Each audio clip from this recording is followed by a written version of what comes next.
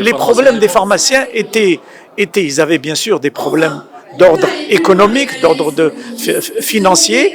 Il y avait bien sûr un cadre juridique de l'exercice de cette profession. Ce cadre existait, mais il n'y avait pas suffisamment d'officiers sur tout le territoire national et les défis étaient nombreux.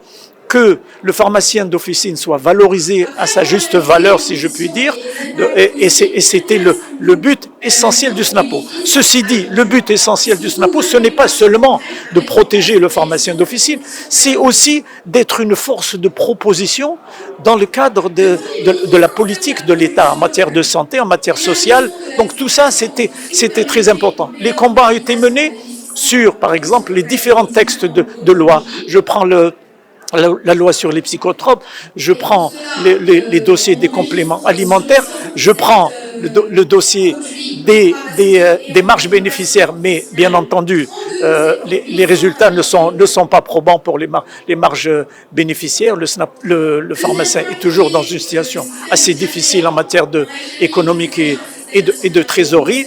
Nous avons protégé le malade, nous avons protégé la profession et on doit continuer à le faire. La liste est longue de cette histoire du SNAPO, et ce sont des anciens. Il y en a qui ne sont plus de ce monde.